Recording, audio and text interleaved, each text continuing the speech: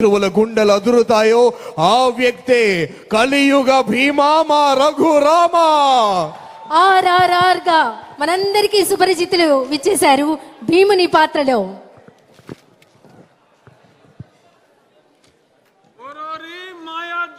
విజయ మధు మదోన్మత్తాస్యోధన దారుని రాజ్య సంపద మదంబున కోమలి కృష్ణ జూచి రంబోరు నిజోరు దేశమున నుండగ పిలిచిన ఈ ధురాత్మ దుర్వారమదీయ బాహు పరివర్తిత చండ గదా విఘాత భగ్నోరు రుధోరు చేసద సుయోధనుగ్ర రణాంగ్రలంబునన్.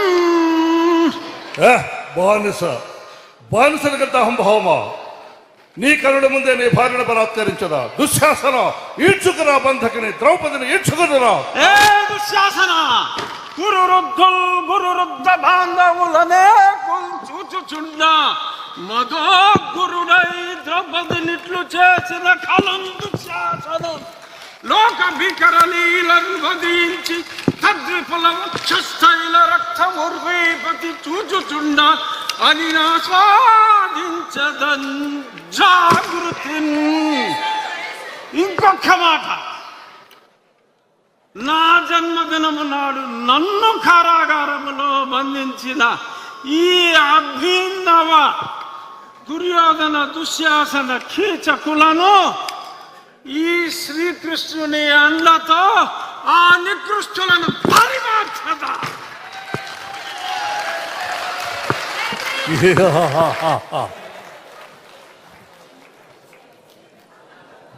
అన్యాయం జరిగిన చోట భీముడు ఏమాత్రం ఒప్పుకోడు.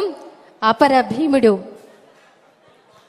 RRR మన డిప్యూటీ స్పీకర్ రఘురామకృష్ణన్ రాజు గారు భీముని ఏకపాత్రాభినయం మరొక్కసారి గట్టిగా మనం కరతాళ ధ్వనిలో అందిద్దాం.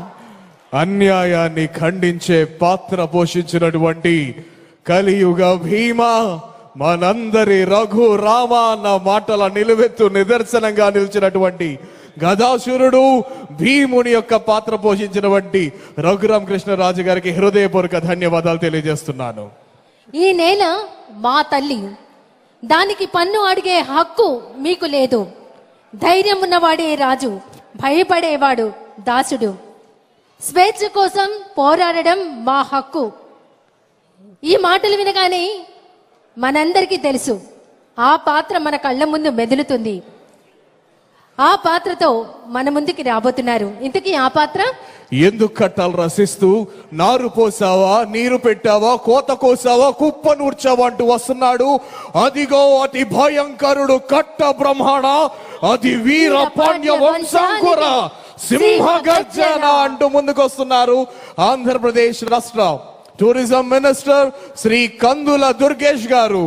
ఆంధ్రప్రదేశ్ రాష్ట్ర సాంస్కృతిక పర్యాటక సినిమాటోగ్రఫీ శాఖ మార్చిలు గౌరవనీయులు శ్రీ కందుల దుర్గేష్ గారు.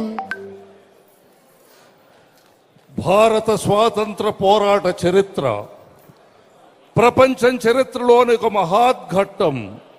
ఆ